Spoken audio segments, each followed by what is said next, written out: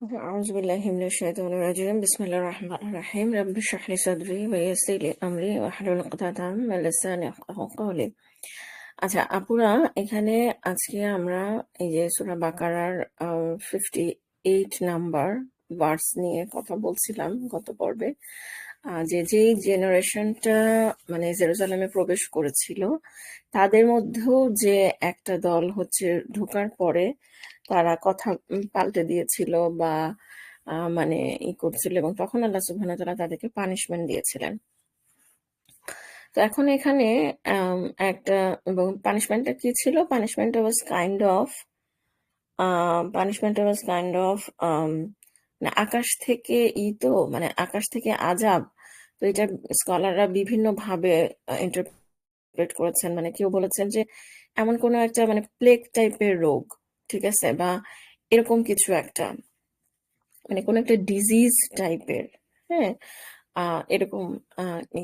তো এখন এখানে আমরা এরপরেই আজকে আমরা আবার এই শনিবারের ঘটনাটাও কথা বলবো। ঠিক আছে, শনিবারের নিষেধ লঙ্ঘনের ঘটনাটা, যেটার কথা আছে হচ্ছে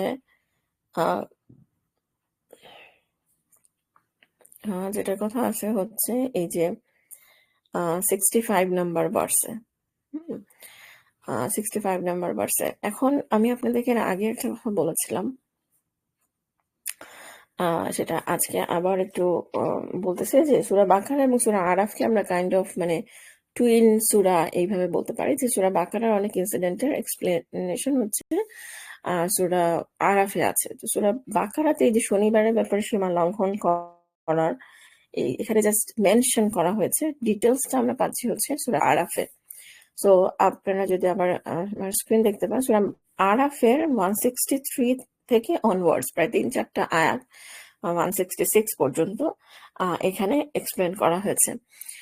তো শনিবারের নিষেধ অমান্য করার ঘটনাটা আপনার এইটা কিন্তু মানে ওই মরুভূমির না, মরুভূমির ঘটনা না। মরুভূমির ঘটনা না কেন? কারণ এটা হচ্ছে যে এটা মানে এটা নদীর তীরের একটা জনপদের কথা বলা হচ্ছে, এবং কাইন্ড অফ মানে অন্য বিভিন্ন তাফসীর থেকে বুঝেছি যে এটা কিছুটা মানে দাউদ আলাইহিস সালামের কাহিনী, দাউদ আলাইহিস সালামের সময়ের কাহিনী। তো ওই ডিটেলসটা আমাদের জানার দরকার নেই, কিন্তু মানে মূল কথা হচ্ছে যে এটা একটা অন্য কোনো একটা জনপদ, অন্য কোনো একটা জেনারেশন, বনি ইসরায়েলেরই অন্য কোনো একটা জেনারেশন, যারা থাকতো হচ্ছে নদীর সাইডে। হ্যাঁ, নদীর সাইডে। এবং যেটা হইতো যে শনিবারের ব্যাপার আপনারা যদি জানেন যে সাব্বাত, আমরা যেমন শুক্রবারে আমরা হচ্ছে শুক্রবারে কি সূরা জুমার লাস্টের আয়াত যদি আপনারা দেখেন, যে শুক্রবারে আমাদেরকে যেটা করতে হবে যে শুধু নামাজের সময়টুকু আমাদেরকে দুনিয়াবী কাজকর্ম বন্ধ রাখতে হবে।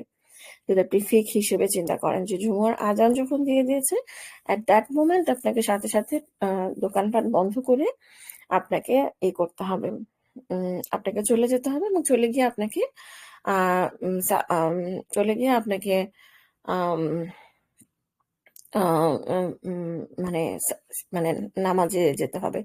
কিন্তু নামাজ শেষ করার পরে আবার we are free to do the দুনিয়াবি কাজকর্ম। এটা কিন্তু আমাদের উম্মার জন্য আল্লাহ সুবহানাহু ওয়া তাআলার পক্ষ থেকে সহজতা। কিন্তু আগে যেটা ছিল সাব্বাতের সময় বা শনিবারের এটা যেটা ছিল হচ্ছে যে দ্য হোল ডে তারা কোনো দুনিয়াবী কাজকর্ম করতে পারবে না। ঠিক আছে, তো এখন এইটার কি মানে এখন আল্লাহ সুবহানাহু ওয়া তাআলা এই জনপদের মানুষদেরকে কিভাবে পরীক্ষা করলেন?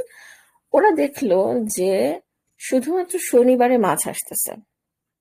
হুম, এবং অফকোর্স ওদের লিভলিহুড হচ্ছে মাছের উপরে ডিপেন্ডেন্ট। তো শনিবারে মাছ আসতেছে, অন্যান্য দিনে কোনো মাছ আসতেছে না। তো তখন ওদের এরকম আফসোস হওয়া শুরু হলো যে ইস, শনিবারে আমরা কিছু মাছ ধরতে পারতেছি না, সেজন্য আমাদের অনেক লস হয়ে যাচ্ছে। আপনি মানে দেখেন যে we have to think about the psychology is the same. Psychology is the same, যে ইসলাম পালন করার কারণে আমার দুনিয়াবি অনেক লস হয়ে যাচ্ছে। এটা ধরেন আমাদের কনটেক্সটে এটা কিরকম হতে পারে যে শুক্রবারে ওই 2 ঘন্টা দোকানপাট বন্ধ থাকার কারণে আমার অনেক লস হয়ে যাচ্ছে। ওই সময়ই হয়তোবা কাস্টমারদের একটা পিক টাইম আসে। তো সেই সময় যেহেতু আমি বন্ধ রাখতেছি, সেহেতু আমার লস হয়ে যাচ্ছে। অথবা আমি বলছিলাম যে ধরেন আপনার কেউ যদি এইভাবে চিন্তা করে, আম যেমন আমি আপনাকে বলছিলাম যে ইউএসএ তে প্রচুর বাংলাদেশী আছে যে যারা হচ্ছে গ্যাস স্টেশনের মালিক। তো এখন তারাও কিন্তু দেখা যায় যে আ গ্যাস স্টেশনে তারা অ্যালকোহল সেল করতেছে। মানে তারপরে তারা ওই যে ই-সিগারেট যেগুলা সেগুলা সেল করতেছে। আরো ধরেন প্রহিবিটেড আইটেম গুলা তারা সেল করতেছে। এখন তারা যদি এভাবে চিন্তা করা শুরু করে যে আমি আম মানে আমি এখানে মানে আমি অ্যালকোহল রাখতেছি না দেখে আমার দোকানে মানুষ আসে না। হুম? আমার দোকানে মানুষ আসতেছে না। কারণটা হচ্ছে যে আমার দোকানে আসলে তো সে অ্যালকোহল কিনতে পারবে না, সবকিছু পারবে না। সো আমার দোকানে সে গ্যাসও নিতে আসবে না। মানে মূল থিমটা হচ্ছে ইসলাম পালন করার জন্য আমার বিক্রি বাটা কমে যাচ্ছে। তো এইভাবে মানে এটা মানে সেম, কিন্তু আমরা একটু সাটল ভাবে আমরা চিন্তা করা শুরু করব যে মানে থিমটা হচ্ছে ইসলাম পালন করার কারণে আমার দুনিয়াতে লস হচ্ছে। আচ্ছা, তখন তাদের মনে হওয়া শুরু হলো যে তাহলে আমরা কি করতে পারি। তখন তারা ভাবলো যে মানে মানে আল্লাহ সুবহানাহু ওয়া তাআলার সাথে মানে ট্রিক্স। তাহলে কিভাবে আল্লাহ সুবহানাহু ওয়া তাআলার ট্রিক্স, তারা চিন্তা করলো যে আচ্ছা ঠিক আছে, আমি শনিবারে মাছ ধরবো না। ওরা শুক্রবার রাতের বেলা জাল পেতে রাখতো। জাল পেতে রাখতো। তারপরে শনিবারে যখন মাছগুলা আসতো, তখন মাছ ঠিকই আটকা থাকতো। পরের দিন পরের দিন সারাদিন ওরা করতেছে না, কোনো অ্যাক্টিভিটিস করতেছে না। আম, কিন্তু মাছগুলা ঠিকই জালে আটকায় থাকলো রোববারে। তারপর ওরা মাছগুলা নিয়ে ফেললো। আর অ্যাপারেন্টলি মনে হবে যে আমি তো আসলে করতেছি না, মানে আমি তো লটাকে মেনটেন করতেছি। কিন্তু আমরা যে আহ, উম, মানে মানে আমাদেরকে বুঝতে হবে যে letter of the law, the difference between the letter of the law and the spirit of the law. তো আহ, মানে আমি কিন্তু এফেক্টিভলি জিনিসটা তো সেম হইলো, শনিবারে মাছ ধরার মতনই তো হইলো। তো তখন ওদের কাছে মনে হইলো যে ওদের কাছে মনে হলো যে আচ্ছা, মানে আহ, উম, আহ, মানে এইভাবে তারা মানে আল্লাহকে ধোঁকা দেওয়ার একটা টেন্ডেন্সি। এখন এই জায়গাটাতে আমাদের যে জিনিসটা মানে কোরআনিক আমরা যদি এক্সপ্লানেশনটা সূরা আরাফে দেখি, তাহলে আপনারা দেখবেন যে এখান থেকে মোর ইম্পর্টেন্ট যেটা আমার কাছে খুব ভয় লাগে এই অংশটুকু, সেটা হচ্ছে যে there were three groups of people. একটা হচ্ছে কাজটা করতেছিল, আরেকটা হচ্ছে কাজটা করতেছিল না এবং বাধাও দিচ্ছিল না, আর থার্ড গ্রুপ অফ পিপল ছিল যারা নিজেরা করতেছিল না কিন্তু যারা করতেছিল তাদেরকে বাধা দিচ্ছিল।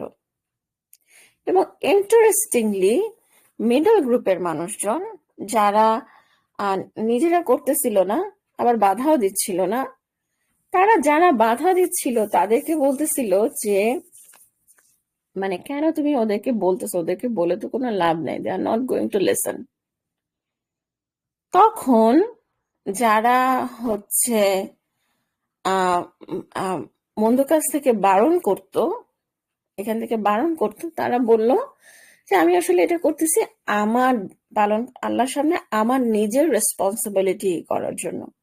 যে মানে আমাকে তো আল্লাহর কাছে জবাবদিহি করতে হবে যে আমি কি করছি যখন মানুষ খারাপ কাজ করছে সেটার জন্য। আহ তার হ্যাঁ, তো মানে মোট কথা সাপোজ মানে বটম লাইন হচ্ছে যে তারা দাওয়াতি কাজ করছিল, তারা দাওয়াতি কাজ করতেছিল এবং বাকিরা বলতেছিল যে ওদেরকে না করে কোনো লাভ নাই। ওনারা বলছে যে না মানে কেন, মানে মানে আল্লাহ তো আমাকে ধরবে, আমি কিছু করি নাই সেজন্য। তো তখন আম, আম, এরপরে আল্লাহ সুবহানাহু ওয়া তাআলা যখন মানে শাস্তি দেওয়ার কথা বলতেছেন, এই যে তারা নিকৃষ্ট বানর হয়ে যাও, এই শাস্তি দেওয়ার কথা বলতেছেন। এবং স্কলাররা বলছেন যে মানে আসলেই তারা ফিজিক্যালি বানর হয়ে গেছিল। ঠিক আছে। তো আম, তখন উম, মানে সেটা হচ্ছে যে তখন আল্লাহ সুবহানাহু ওয়া তাআলা কিন্তু বলতেছেন যে আমি সেই সব লোককে মুক্তি দান করলাম যারা মন্দ কাজ থেকে বারণ করত। তো আল্লাহ সুবহানাহু ওয়া তাআলা কিন্তু সাইলেন্ট আছেন যে যারা আসলে দাওয়াতি কাজ করতো না, নিজেরা করতো না বা দাওয়াতি কাজও করতো না, তাদের কি ফেট হইলো, এটা কিন্তু আল্লাহ সুবহানাহু ওয়া তাআলা বলতেছেন না। which is actually a very stark warning আমাদের জন্য, যে আমরা যখন একটা সোসাইটিতে এভিল স্প্রেড করে, আমরা যখন মানে সেটার জন্য কিছু করি না, তখন আমাদের কি পরিণতি হবে সেটা কিন্তু মানে আল্লাহ সুবহানাহু ওয়া তাআলা মাফ করতেও পারেন, নাও করতে পারেন। কিন্তু আমাদেরকে অবশ্যই সেই এভিলটা স্টপ করার জন্য কোনো না কোনো প্রিভেনশন মেজার নিতে হবে। আদারওয়াইজ আমাদের পারলৌকিক অবস্থান কি হবে এটা শিওর না। এবং কিন্তু আরেকটা ইম্পর্টেন্ট ইসলামিক প্রিন্সিপাল হচ্ছে, সেই ক্ষেত্রে আল্লাহ সুবহানাহু ওয়া তাআলার পানিশমেন্ট যদি আসে, তখন এটা কিন্তু শুধুমাত্র যারা খারাপ কাজ করতেছিল তাদের উপরে আসবে না, এটা পুরা সোসাইটিটার উপরেই আসবে। হ্যাঁ, এই জিনিসটা আমাদের বোঝাটা খুব জরুরি। যেমন ধরেন, মানে এটা কেন জরুরি, কারণ আমরা এখন যে একটা মানে ইসলাম প্র্যাকটিস করা মানে একটা আইসোলেটেড লাইফ লিড করি। হ্যাঁ, মানে আমাদের মধ্যে হচ্ছে যে কোনো মতে আইসোলেশন করে নিজেরা এবং আমার ফ্যামিলিকে আমি ইসলাম পালন থেকে যেন মানে মানে ইসলাম পালন করে কোনো মতে দুনিয়ার জীবনটা পার করতে চাই, নিজেদেরকে বাঁচায় বাঁচায়। ধরেন আপনি এমন ভাবে হাঁটছেন আপনার গায়ে যেন ময়লা না লাগে, কিন্তু সেই ময়লা পরিষ্কারের জন্য আপনি কোনো চেষ্টা করতেছেন না। This is not how a Muslim lives. হ্যাঁ, এখন একটা তো হচ্ছে পরলৌকিক পারলৌকিক পরিণতি, যে আমি যখন মানে নট স্টপিং দ্য এভিল, তখন আমার পরকালে কি হচ্ছে সেটার ব্যাপারে কিন্তু কোরআন এখানে সাইলেন্ট থাকতেছে। এটা একটা হচ্ছে পরকালের ব্যাপার। আরেকটা হচ্ছে যেটা আমি বললাম যে দুনিয়াতে আমাদেরকে বুঝতে হবে এটা এটা কোন সূরাতে আছে, এটা কি সূরা আরাফে আছে নাকি এই সূরা আরাফের শুরুতে, মানে নাকি কোন একটা আমার আবার দেখতে হবে যে তোমরা সূরা রুমের শুরুতে সম্ভবত 8 বা 9 নম্বর আয়াতে যে না সূরা আনফালের আচ্ছা আই হ্যাভ টু চেক, মানে যে তোমরা এমন এভিল, ঠিক আছে, মানে তোমরা মানে সেই এভিল থেকে সতর্ক হও যেটা শুধুমাত্র মানে তোমরা সেই পানিশমেন্ট থেকে সতর্ক হও যেটা শুধুমাত্র তোমাদের মধ্যে যারা ভালো মানুষ তাদের কি খারাপ মানুষ শুধু তাদের কি এফেক্ট করবে না, যেটা ছড়িয়ে পড়বে। এখন মনে হতে পারে যে আমি গত পর্বে ছিলাম হচ্ছে এই ওই জেরুজালেমের যারা কথা পাল্টে দিছিল তাদের উপরে, তাদের ব্যাপারে আই ওয়াজ টকিং। আর আজকে আমি আবার শনিবারের ঘটনায় চলে গেলাম। কিন্তু আমার কাছে মনে হয় যে আমাদের এই প্রিন্সিপালটা বোঝা উচিত যে আমরা যখন এভিল স্টপের জন্য কোনো কাজ করব না, তখন আল্লাহ সুবহানাহু ওয়া তাআলার পানিশমেন্ট যখন আসবে, তখন এটা শুধুমাত্র আমাদের মধ্যে খারাপদেরকেই করবে না। ধরেন আমি আরেকটা এক্সাম্পল দিই। আমি যেহেতু ইউএসএ তে আছি সেহেতু আমার এক্সাম্পল গুলা একটু ইউএসএ কেন্দ্রিক হবে। যেমন ধরেন আপনি চিন্তা করে দেখেন যে কিছুদিন আগে ক্যালিফোর্নিয়াতে কিন্তু একটা হলো, ক্যালিফোর্নিয়াতে শুটিং হলো স্কুলে। তো আলহামদুলিল্লাহ ওই যে একজন গার্ড যে সে সেভ করলো দেখে মানে বেঁচে গেল বাচ্চারা। But otherwise it could be a disaster.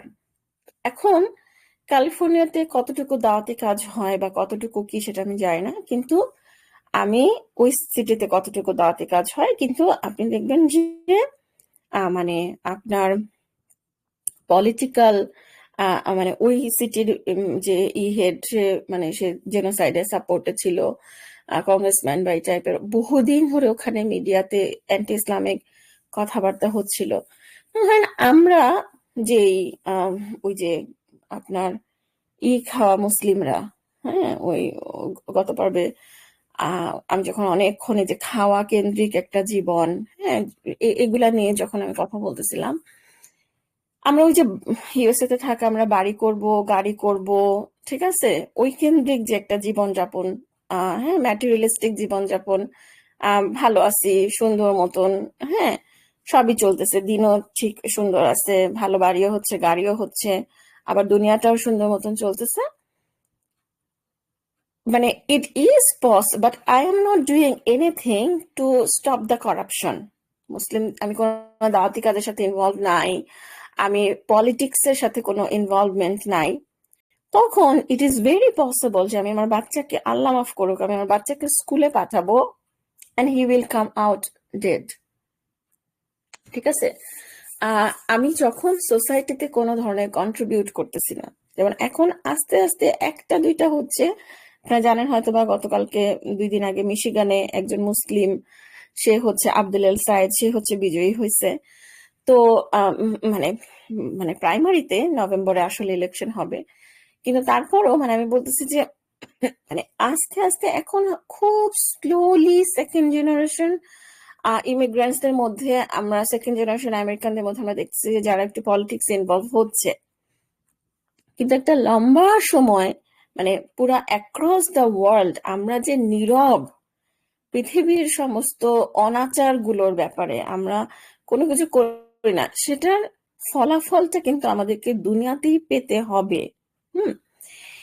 এখন এই মানে এই পয়েন্টটা আমাদের মনে হয় যে বোঝাটা খুব জরুরি, যে যখন আল্লাহ সুবহানাহু ওয়া তাআলার পানিশমেন্ট আসবে, তখন শুধুমাত্র যারা খারাপ তাদের মাঝে এটা সীমাবদ্ধ থাকবে না। এবং সেই জন্য আপুরা আমি দাওয়াতি কাজ করাটাকে এত এমফাসাইজ দেই, এবং দাওয়াতি কাজ করার জন্য আমাদেরকে অবশ্যই কমফোর্ট জোনের বাইরে বের হতে হবে, এবং আমাদেরকে এতটুকু স্ট্রং মেন্টালিটি হতে হবে যে যেই মানুষটা হিজাব পরে না, যে মানুষটা ডেইলি লাইফে ইসলাম প্র্যাকটিস করে না, এমন মানুষদের সাথে মিশলেই আমি যেন না হয়ে যাই, আমি যেন ডিরেলড না হয়ে যাই, আমাকে এই স্ট্রেংথটুকু থাকতে হবে।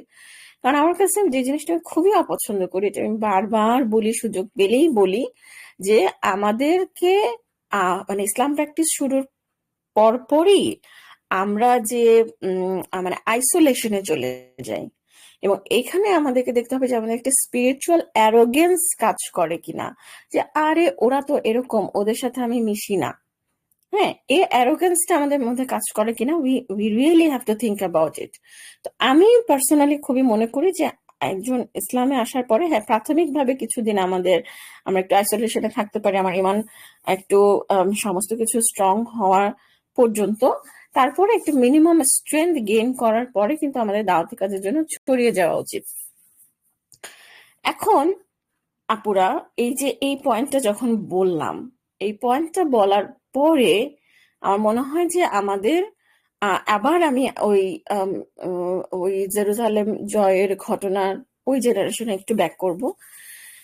সেটা হচ্ছে যে আল্লাহ সুবহানাহু ওয়া তাআলা যখন বলতেছেন যে আমি আকাশ থেকে তাদের জন্য আযাব পাঠাইলাম, আকাশ থেকে তাদের জন্য আযাব পাঠালাম, আপুরা তখন কি আযাবটা শুধু তাদের মধ্যে সীমাবদ্ধ ছিল যারা কথা পাল্টে দিছিল? সেটা কিন্তু না। তাহলে আপনি ধরেন আমাদের কনটেক্সটে যদি চিন্তা করেন যে 5ই আগস্টের পরপরই ধরেন দেশে একটা ভূমিকম্প হলো, আল্লাহ মাফ করুক, ভূমিকম্প হয়ে আপনার বিশাল একটা ধ্বংসযজ্ঞ হলো, আচ্ছা ধরেন ভূমিকম্প না, ধরেন, এবং আসলে কিন্তু ভূমিকম্প হয়েছিল তার কিছুদিন পরে, অথবা ধরেন 5ই আগস্টের পরে আপনার ধরেন কোন একটা মহামারী টাইপের অসুখ হইলো, ধরেন ডেঙ্গু টাইপের, হ্যাঁ, তো আম, তখন আমাদের আমাদের মনে হইতে পারে, ধরেন ওই যে মানে কিছুদিন আগে যে বাচ্চাদের হামের, মানে আমাদের তখন মনে হতে পারে যে মাত্র আমরা হাসিনাকে সরাই এখন আমরা একটু আরাম করব, না আবার আরেকটা বিপদ আসতেছে।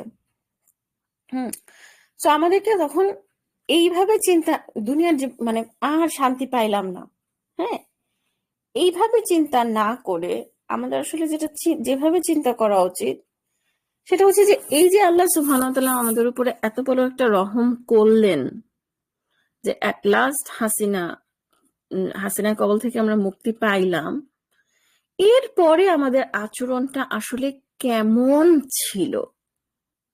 হ্যাঁ, আমাদের মধ্যেও একটা অংশ কি এই যে এইরকম কথা পাল্টে দেওয়ার মতন, বা মানে মানে আমরা কি এমন আচরণ করছি যেটা আসলে মুসলিমের সাথে যায় না? we should ask that question, instead of এটা এক্সপেক্ট করা যে হাসিনা চলে গেছে, এখন আমরা মানে দুনিয়াটা জান্নাত হয়ে যাবে, অথবা এখন আমরা they lived happily ever after, সেটা নাকি নাকি হচ্ছে আপনার আল্লাহ আমাদেরকে এরকম একটা রহম করার পরে দ্য ওয়ে উই বিহেভড, সেখানে এমন কিছু ঝামেলা ছিল, তখন তাদেরকে আল্লাহ সুবহানাহু ওয়া তাআলা পানিশমেন্ট দিচ্ছেন, কিন্তু সেই পানিশমেন্টটা শুধু যারা আকামটা করছে তাদের মধ্যেই সীমাবদ্ধ ছিল না, বাট রাদার সবার উপরেই হয়েছিল, সবার উপরেই নেমে আসছিল। জাযাকুমুল্লাহু খায়রান। শোনার জন্য আসসালামু আলাইকুম ওয়া রাহমাতুল্লাহি ওয়া বারাকাতুহু।